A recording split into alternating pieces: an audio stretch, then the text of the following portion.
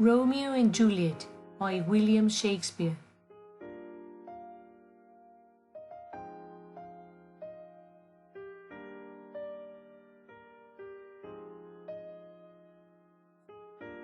Chapter 1. Capulets and Montagues. It was a warm summer's afternoon in the pretty town of Verona. People were busy shopping and chatting in the sunshine when suddenly two gangs of young men tore across the market square, fighting, kicking, and rolling in the dust. The townspeople ran for cover. "Take that! Help!" The gangs belonged to two of Verona's richest families, the Capulets and the Montagues. The families were sworn enemies, and they were always fighting. In minutes, Verona's ruler, Prince Aeschylus, arrived with his soldiers to break up the fight. The prince was furious. "I've had enough of this feud," he raged. "It's got to stop. From now on, anyone caught fighting will be put to death." Old Montague, the head of the Montague family, hurried into the market square, searching for his son, Romeo. But he only found Benvolio, Romeo's cousin. "Where's Romeo? Is he safe?" "Don't worry, uncle," said Benvolio. "Romeo wasn't fighting. He's too sensible." Soon after that, Romeo himself wandered by.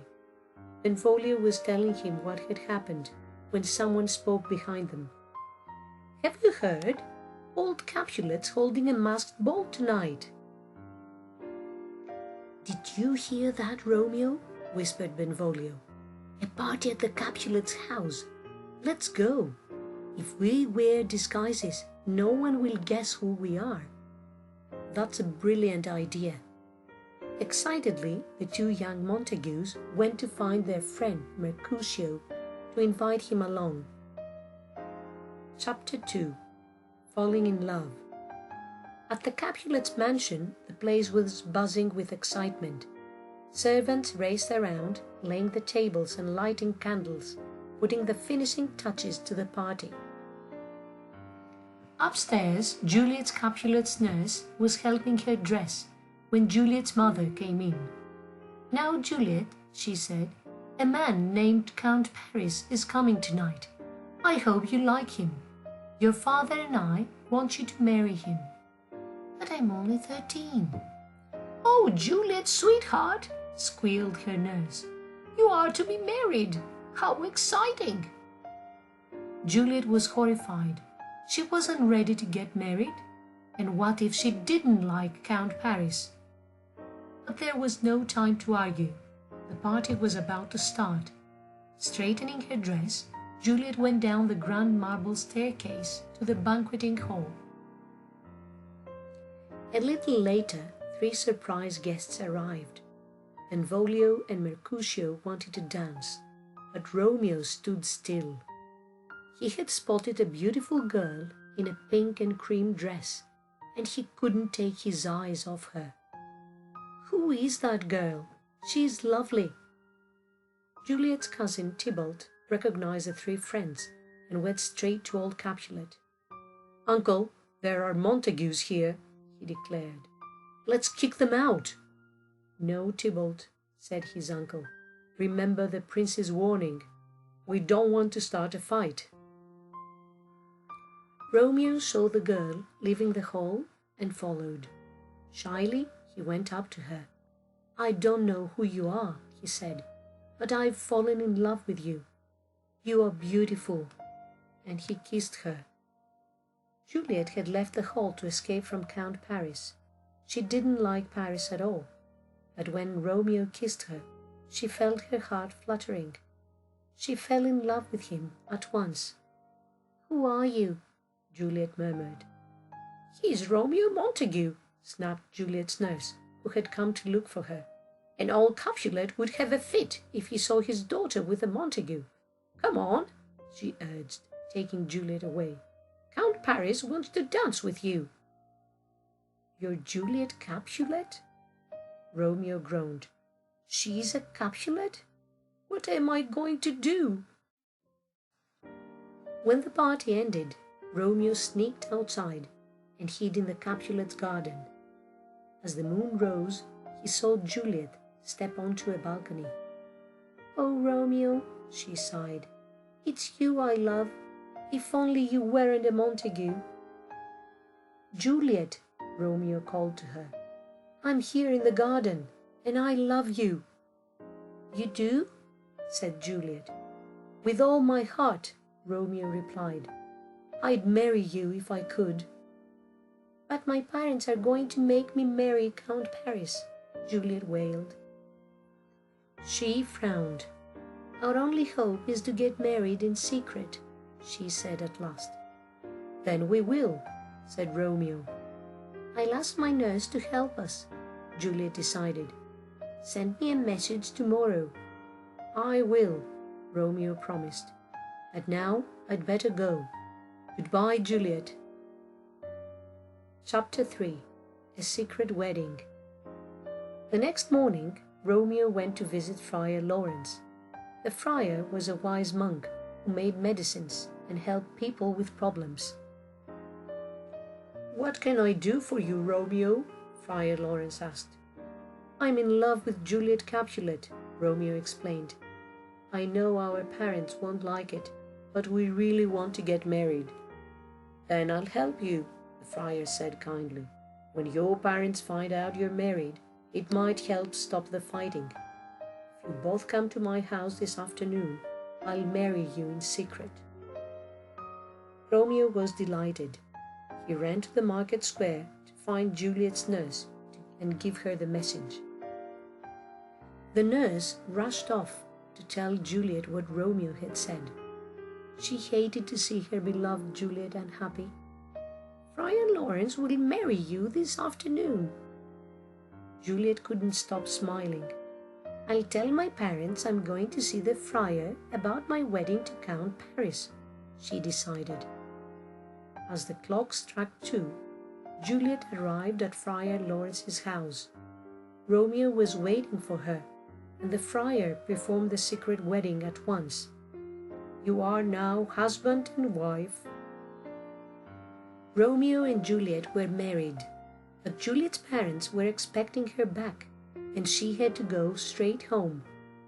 So Romeo went to look for Benvolio and Mercutio. He found them in the market square, arguing with Tybalt Capulet. "What's the problem?" Romeo asked. "You Montagues are the problem," snarled Tybalt, turning to Romeo. "You sneaked into our party, and I'm going to make you pay. I challenge you to a duel." "I refuse," Romeo replied. "You know the prince said no fighting." "You're afraid to fight," Tybalt taunted him. "Coward!" "Don't speak to my friend like that," said Mercutio. "Oh, so you want to fight instead, do you?" Tybalt shouted, drawing his sword. Mercutio drew his too, and they started fighting. "Stop it!" yelled Benvolio. He and Romeo frantically tried to pull the pair apart. They were too late. Tybalt stabbed Mercutio, who slumped to the ground, dead. Romeo was so upset, he grabbed Mercutio's sword. Without thinking, he ran at Tybalt and stabbed him too. Benvolio stared in horror as Tybalt sank to the ground. "Romeo, what have you done?" he gasped. "Quick, go before the prince comes." Romeo dropped the sword and ran for his life. Chapter 4. Escape to Mantua. When Prince Escalus arrived, Benvolio told him about the fight. The prince was angry, but he could see Tybalt was mostly to blame. "Romeo shall not die," he said. "I'll banish him instead." Being banished meant Romeo would have to leave Verona and never come back. It was better than being put to death, but not much. "Oh no, poor Juliet!" Gossip spread fast in Verona, and the nurse soon heard what had happened. With tears in her eyes, she went to tell Juliet. Juliet was heartbroken. Cousin Tybalt is dead," she sobbed, "and I'll never see my Romeo again." "Don't cry," begged the nurse. "I'll bring Romeo to see you before he leaves. He's hiding at the friar's house." "Yes, please find him," Juliet said, wiping her eyes. "Ask him to come and say goodbye." The nurse went straight to the friar's house. Romeo looked as if he'd been crying too. "Romeo, you should be grateful," said Friar Lawrence. "The prince has spared your life." "But I'm banished," Romeo said, "and I want to be with Juliet. I love her." "Go and see her tonight," said the friar, "but make sure you leave Verona by dawn. Head for the city of Mantua. After a while, I'll talk to the prince. I'll ask him to forgive you and let you come home." The nurse smiled at Romeo. "And I'll tell Juliet you're on your way." That night, Romeo went again to the Capulets' garden and climbed up the ivy to Juliet's balcony. "Romeo, Juliet." But before dawn, Romeo had to leave. "It's not time yet," Juliet pleaded. Romeo sighed. Giving his new wife one last kiss, he climbed down the balcony, sped from the garden, and set off for Mantua. All that morning, Juliet cried and cried. Her nurse tried to comfort her, but she couldn't stop. Suddenly, her mother and father swept in. "Poor Juliet," said her mother, going over to her. "You're still upset about Tybalt, and this will cheer you up. You're to marry Count Paris. The wedding's on Thursday." "Thursday?" Juliet gasped.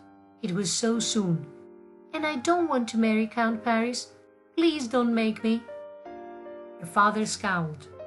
"I won't marry him," Juliet shouted. "No, no, no." "What do you mean, no?"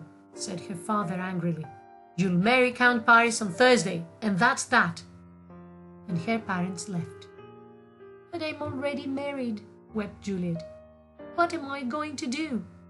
"Well, you can't tell your parents about Romeo," said her nurse. "I think you'll have to marry Count Paris." The nurse bustled away, and Juliet realized only one person could help her. "I must go and see Friar Lawrence," she thought. Chapter 5. The Magic Potion. Friar Lawrence was planting herbs in his garden when Juliet arrived.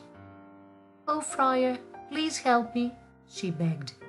"My father says I have to marry Count Paris on Thursday." "But you can't," said the friar. "You have to help." Juliet was desperate. "I'd rather die than marry Paris. Is there anything you can do?" The friar thought for a while. "Well," he said finally, "there is one thing that might work." "What is it?" "I'll give you a magic herbal potion," the friar said. "When you drink it, you'll go into a coma. Your body will be cold, and it will look as if you're dead. But really, you'll just be in a very deep sleep, which will last for 2 days." "How will that help?" "Drink the potion tonight. In the morning, your parents will find you and think you're dead. They'll put your body in the Capulet family tomb while they arrange your funeral." "Then what?" asked Juliet. "I'll send a messenger to Mantua to tell Romeo the plan," the friar went on. "2 nights from now, you'll wake up. Romeo can come to Verona and rescue you, and you can run away together." "I'll do it," said Juliet bravely. She held the bottle in a trembling hand. "Thank you, Friar Lawrence." Clutching the potion tightly, she turned and ran home.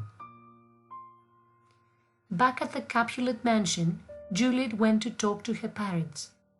"I'm sorry I was rude to you," she said sweetly. "I was upset about Tybalt. Of course I'll marry Count Paris on Thursday." "Good girl," said her mother. "We knew you'd see sense. He's such a nice man." That night, Juliet sat on her bed. Carefully, she uncorked the bottle Friar Lawrence had given her and drank every last drop of the bitter potion. "I hope this works." A few moments later, she fell into a deep, deep sleep. Chapter 6. Romeo Returns. It was just as the friar had promised. The next morning, Juliet's nurse found her cold body lying on the bed and screamed, "She's dead! Juliet's dead!" "There'll be no wedding for my daughter," said old Capulet, trying to hold back his tears. "Instead, we must prepare for a funeral. Carry her body to the family tomb."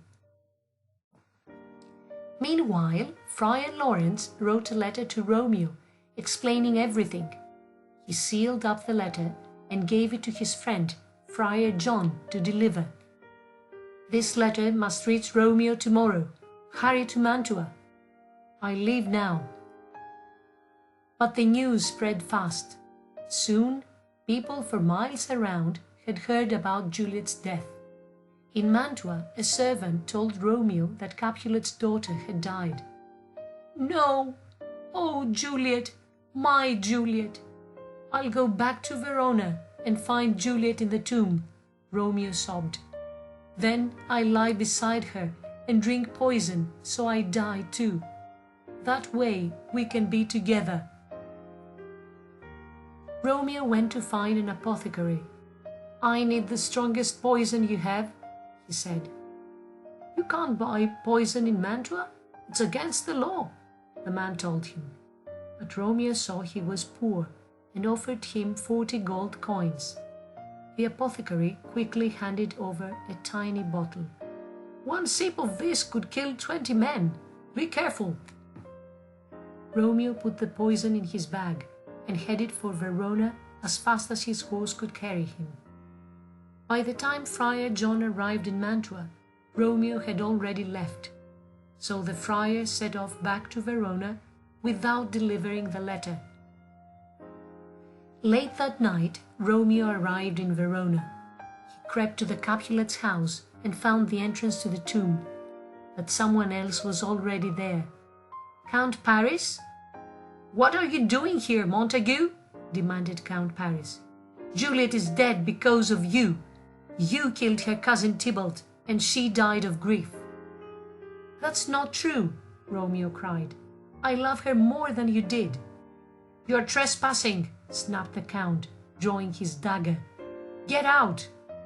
He lunged at Romeo. Romeo drew his dagger too and fought back. Count Paris gasped and fell to his knees, dying.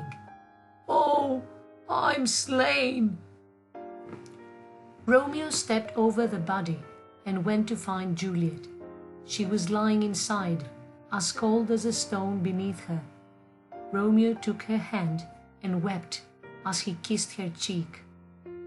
She still looks so beautiful, almost as if she's not dead at all. Back at Friar Lawrence's house, Friar John had returned. "I went to Mantua, but I couldn't deliver the message," he announced.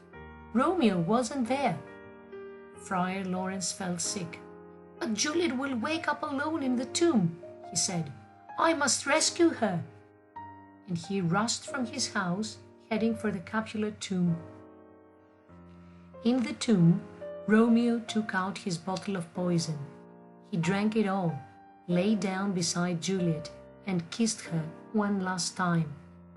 Thus, with a kiss, I die. The poison worked fast. In a few moments, Romeo lay still. Not long after that, Juliet awoke. She rubbed her eyes and sat up. "Where am I?" she wondered.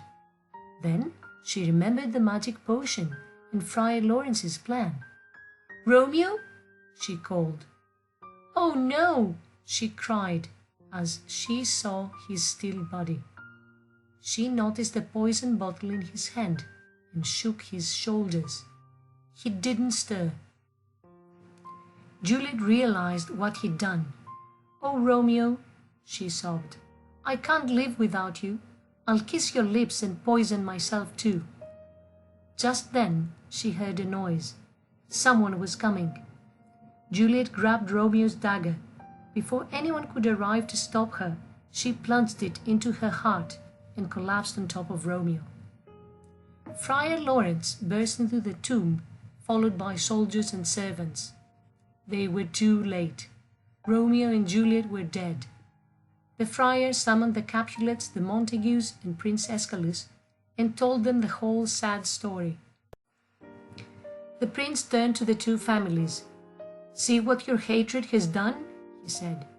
"Romeo and Juliet have paid the price for your feud." Old Capulet and old Montague agreed to bury Romeo and Juliet side by side. Wiping away their tears, they promised that their families would never fight again. For never was a story of more woe than this of Juliet and her Romeo. William Shakespeare, 1564–1616. William Shakespeare was a writer who lived in England around 400 years ago. He wrote lots of plays telling tales of love, marriage, murder, ghosts, witches, and kings. Shakespeare worked at a playhouse in London called the Globe, where his plays were performed. Later, people collected the plays and made them into books. Shakespeare didn't make up most of his stories. He got them from old books, folk tales, or real life, and retold them to make exciting plays. The story of Romeo and Juliet may have been based on real people who lived long ago in Italy. Today, there is a replica of Shakespeare's Globe in London, where you can see his plays performed.